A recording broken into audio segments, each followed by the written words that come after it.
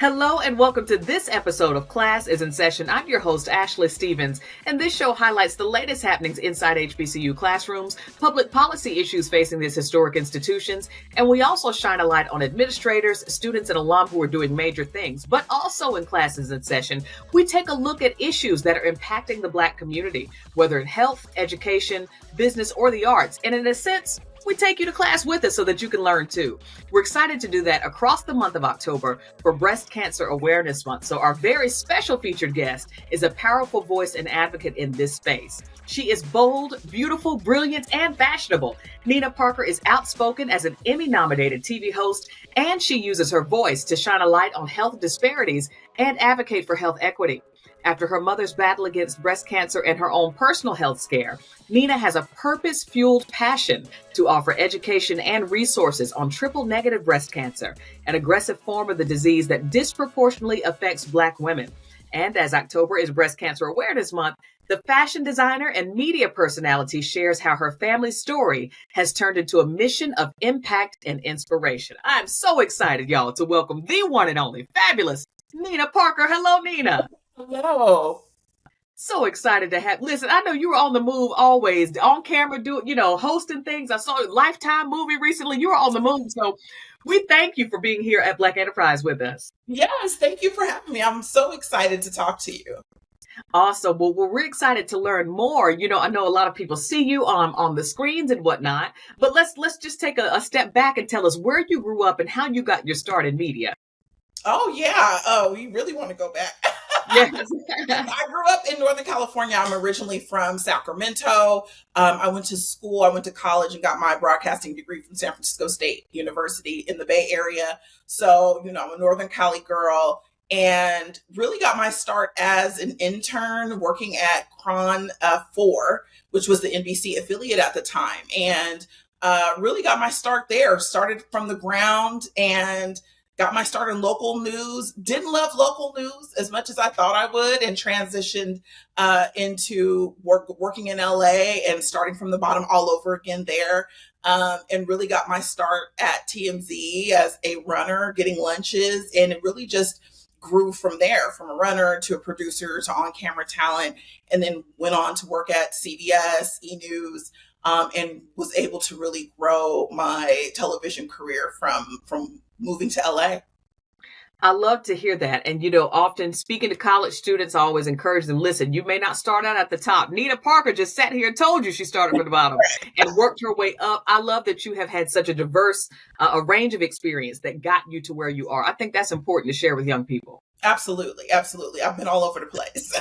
Yeah, no, that's awesome. From a runner to a producer, now on-camera host, Emmy nominated at that. So you're making major moves in the media space. So we're always excited to see it. What are some of your current projects that you're working on? I have a show right now on TBS called Friday Night Vibes. It airs the first Friday of every month with my co-host Kev on Stage, where we highlight Black films and talk to the people in those films. Some of your faves from movies like Get Out. So we've talked to like Little Rel Howard, we've talked to Tika Sumpter, we have sit downs, and it's just a really, really fun show to do. And of course, my clothing line is an exclusive plus size line at Macy's. Yes. I definitely want to come back and talk about your clothing line, because as a businesswoman, entrepreneur in the fashion space, you were literally, breaking barriers and setting trends in that space. And so we're excited to hear that. I do want to come back to the fashion line, and excited also for your show with Friday Night Vibes, obviously. So the month of October is going to be big for you. Not only are you probably diving into some of the horror films as well, but you're also in your personal life touching on the importance of health equity and health disparities. So tell us about your family story, your mom's journey with breast cancer, and your story as well. Yeah, well, listen, it came as a shock to me. My mom came to visit me in LA and kind of sat me down with my sister and let us know that she had been diagnosed with breast cancer. And honestly, it was a shock to hear, because, people involved, and, when it's your family, especially your close immediate family, it can be quite the jarring experience. And because of my background in TV and working in news, I really thought about what do I actually know about breast cancer? And turns out I didn't know as much as I thought I did. You see news stories, you participate in volunteerism, but still there's still a lot to learn. And for me, that's when I really discovered there were different types of breast cancer. There is a breast cancer called triple negative breast cancer, which I hadn't heard of, but it actually affects Black women more than our white counterparts. And there are a lot of reasons that contribute to that. But more importantly, it's just I had no idea genetics could play a part in your breast cancer diagnosis and, what you need to know to prepare yourself. And really just found out that knowledge is power, which is why I'm so excited to partner with Uncovering TNBC, because there's just so much information that people need to know about. No, absolutely. Tell us a little bit more about Uncovering TNBC for those that don't know. Yeah, so Uncovering TNBC is a partnership that I'm working with, and really it's just about advocating for ourselves. So it's really just a wealth of information. There's a website, Uncover TNBC, that you can go to, that you can take polls, you can take a look at resources, you can find community there. But more importantly, there's just such a wealth of information to give you. So if you're just kind of like, hey, I don't know where to start, I want to learn more, or maybe you or your family members have been diagnosed and you just want to get some more information, this is the perfect place for you to go, where you can find advocacy groups, you can find polls and statistics and information, website links to just really help you navigate and kind of make a plan for yourself.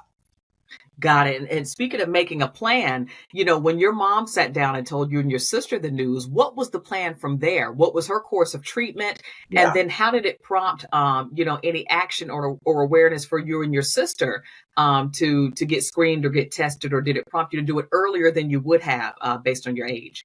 Well, what's interesting is when you are dealing with something so scary, with the thought of, having a parent or someone close to you diagnosed, you think it's always going to make you such an advocate. But for me, initially, it did the opposite. I kind of got into avoidant mode.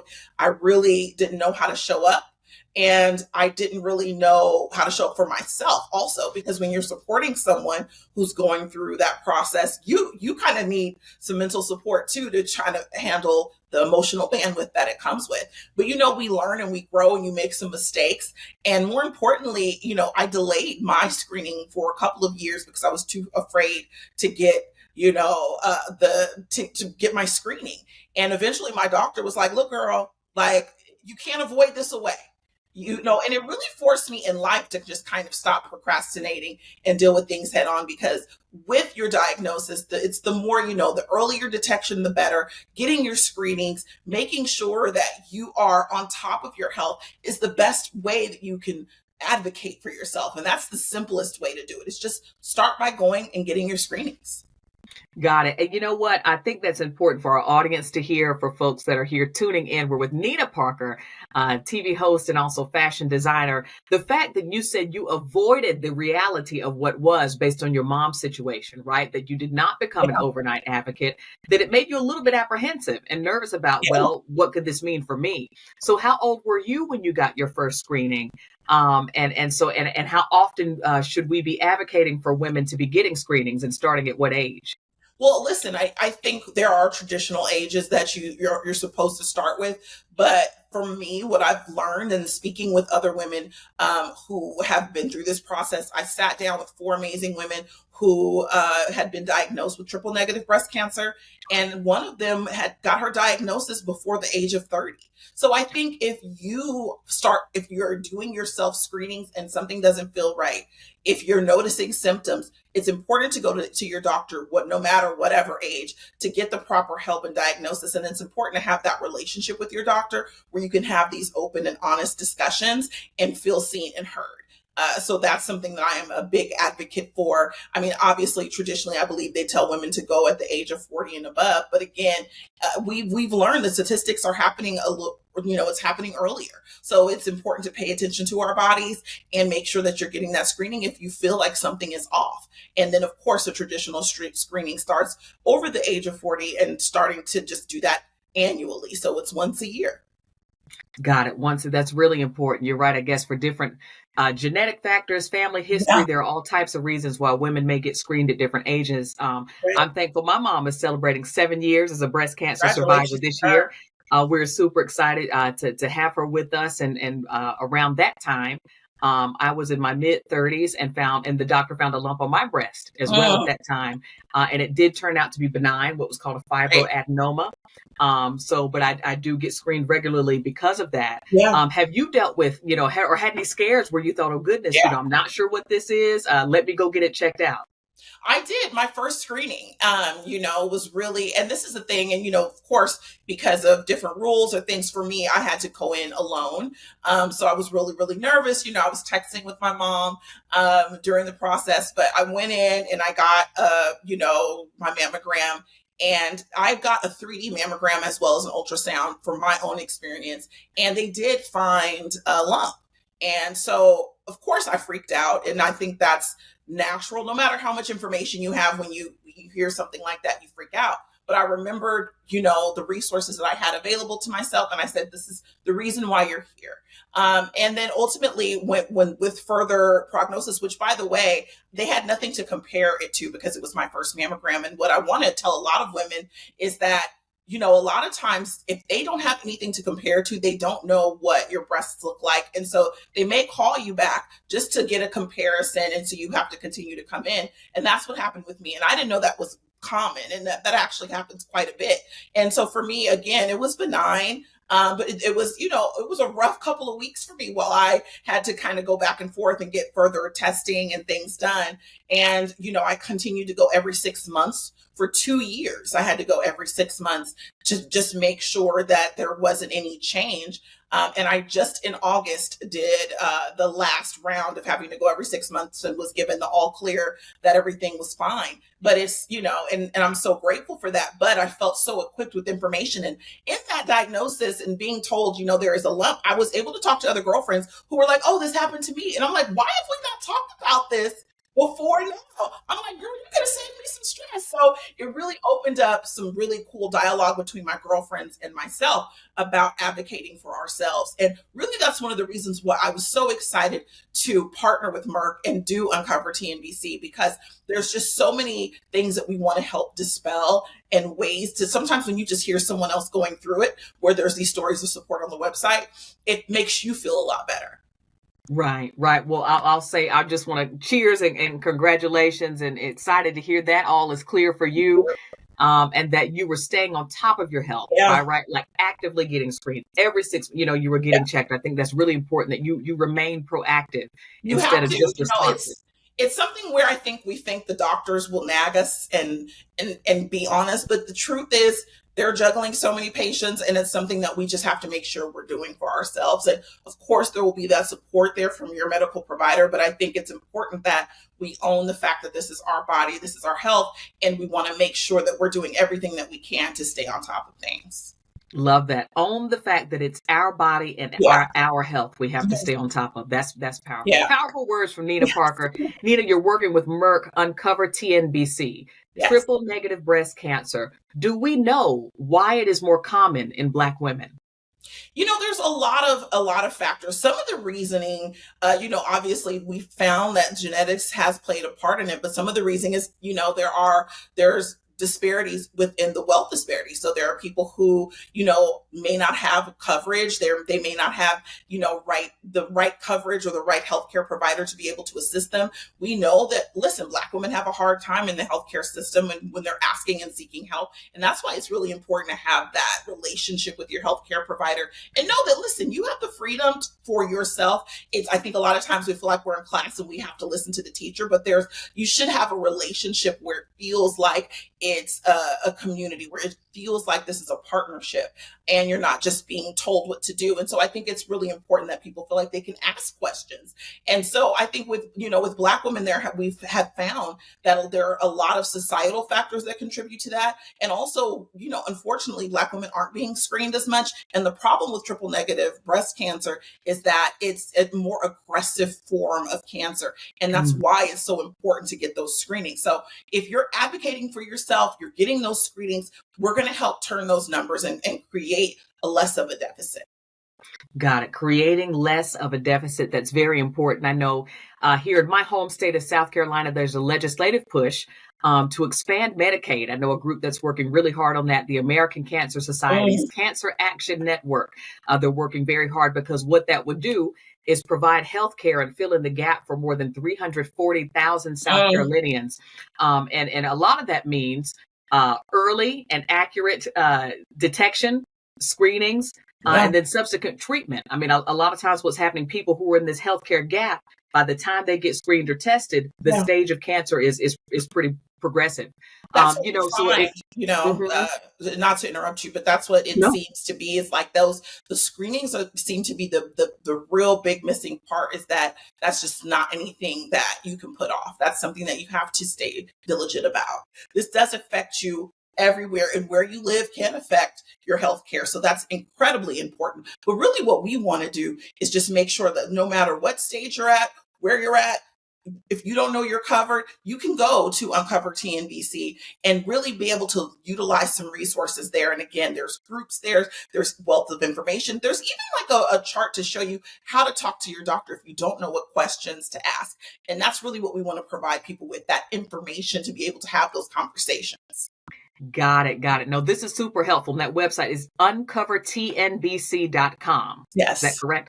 Yes. Uncovertnbc.com. And I know through this really important advocacy work that you're doing, you've met with some survivors. Can you share some of those inspiring stories from some of the women that you've met?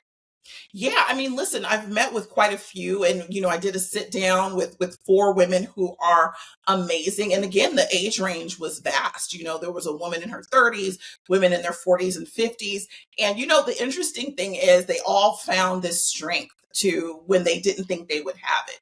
And everybody is different. There was a woman who was single, there was somebody who was in a relationship where their relationship ended while they were going through their diagnosis. And what you find is that the most important thing for them is that support is incredibly helpful while they're going through this process of treatment. And, they don't need to be stressed out about anything. So having support and also having the information and having a great relationship with their doctor seem to be all really across the board things that they all needed.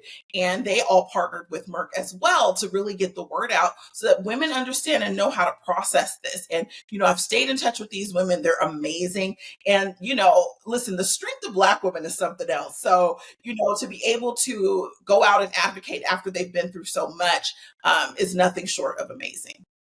I agree. Nothing short of amazing. And shout out to those sisters who are survivors. And also just the work that you're doing with Uncover TNBC. What are some steps, Nina, that Black women can take to advocate for themselves on their health journey? On the website Uncover TNBC, there's information on how to have those hard conversations with your doctors, because I know it can be intimidating. And I think, when you go in, I've done it before, not in this realm, but where I've just been frustrated and feeling like, oh, I just don't know how to say this, or how do I talk about this? And there's really some resources and tools there where you can talk. And I mean, you're going to have this plan with your doctor, and have people that you can talk to and vent to. I know that support and advocacy groups are available that a lot of people don't know about. And so there's just so many different ways that you can find the support. Listen, sometimes it doesn't come from the people closest to you, and that's really hard to swallow. But there are people out there. And even having those conversations with the women, the four women that I spoke with MERCK, we still communicate, we still talk, we still have, a line to each other. And, and it doesn't just lend to just health support, it's support across the board. Hey girl, you got a new job. And I think that's really important too, is to find that tribe. Find that tribe. That's very important, Nina. The fact that you said sometimes the support won't come from your inner circle. Yeah. Uh, In that- an ideal world, we hope that it will. But, one of the things my mom told me is that she joined a support group when she got her diagnosis, and half the women in the support group were going through divorces. And so, I think people always think it'll come from the people closest to you, and it doesn't always happen that way. But what I will say is there are resources available to help you find someone that will be able to be there, or what the path you can take to try to get that necessary support. That's super helpful. And the resources at uncovertnbc.com are those resources that are beneficial to women, no matter the type of diagnosis that they have for breast cancer. Well, listen, this is specific for triple negative breast cancer, but of course, these groups tend to work with women who have all types of different breast cancer diagnoses. So I think whatever you're going through, you're going to be able to find a resource there. Yes, absolutely.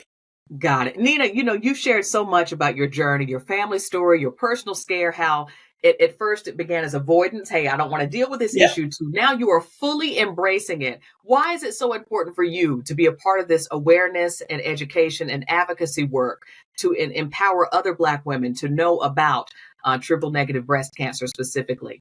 Well, listen, I love entertainment journalism, right? And it's something that I love to research. I love to spread the wealth of information, and it's amassed me an amazing group of women who follow me. And if I can spread the information in a great positive way, I wanted to jump at that. And I think, listen, we can take the time to chat about the latest, clothing or celebrity trend. We can also put our health in there as well to be a topic of conversation. And that's really what I wanted to do. And especially with triple negative breast cancer, because it does affect Black women more than affects white women. I really wanted to have this conversation to let Black women know, hey, this is affecting us, and make sure that they're going and seeking their mammograms and making sure they're getting all the information, because even if that information doesn't directly affect you, it could affect someone close to you. And it's always wonderful to have something on hand that can help a friend or a family member. Love that. Using your power and your platform to advocate for our health. That's really important. That's really, really important. Yeah. Now, Nina, what other events and activities do you have planned for advocacy for Breast Cancer Awareness Month and beyond? Listen, I'm working with MERCK all month long. So, we're spreading awareness. We're going to be posting things on social media, driving information as always, because as I say, knowledge is power. So, make sure you're watching my socials, because I'm going to be posting things on TikTok, on Instagram, that will lead you to the website where you can find out all of the things that are going to be going on this month to promote as much advocacy we can for breast cancer.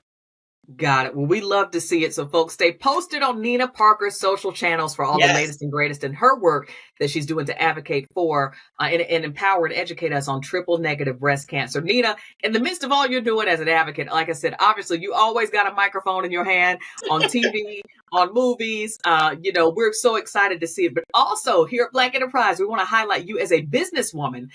Your line, the Nina Parker Collection, is the first Black woman-owned brand to launch a plus size line exclusively for Macy's. Tell us what can folks and customers expect for your line this fall, winter, and then going into the spring? Listen, it's still a heat wave in LA right now.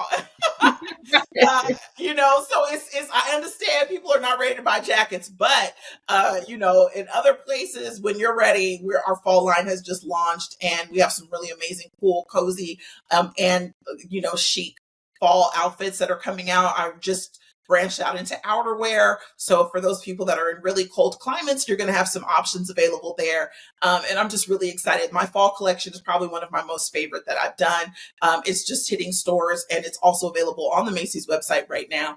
And there's a lot of options for women, whether you're looking to wear joggers or you need a suit for work, or, some casual chic options, we got you covered. I love that. And it is fly and it is fabulous, just like you, Nina. I love to see it every time. I'm like, Lord, she's just so snatched every time I see her. I mean that we're excited for you. So kudos and continued success on your fashion line. And lastly, where can folks continue to watch you and all that you're doing right now on TV? Yeah, again, for Friday Night Vibes, which is on TBS, that is airing currently. So you can make sure and go ahead and watch that and support it. I am the Nina Parker on all socials. So if you go to the Nina Parker, you can always see all of the fun updates. I love to hear it. Nina Parker, we are so excited to have had you here on Classes in Session today. Yes, thank you for having me. Absolutely glad to have you. For all those who are watching, be sure to share this episode with family and friends. Listen, you never know who may have just gotten a diagnosis or they're afraid to go get screened, right? Please encourage folks that the minor discomfort you may experience from a screening or a mammogram cannot compare to what you could go through if you wait and have a later stage diagnosis, if you have one. So Nina's offered a lot of helpful resources today. Also, check out the advocacy work she's doing and the inspiring stories of survivors at Uncover TNBC. uncovertnbc.com. We want to make sure that we're, showing our love to the ladies who are survivors, because they also have powerful stories. Yes. And Nina is really leading a lot of this advocacy work to help share their stories, and also how you can help take care of your health and make it a priority. So again, stay posted for the latest and greatest on all of Black Enterprise's social media channels. We have a lot of other podcasts for you to check out as well, and stay posted for the latest digital content on blackenterprise.com. For this special edition of Class is in Session, I'm your host, Ashley Stevens, and class is dismissed.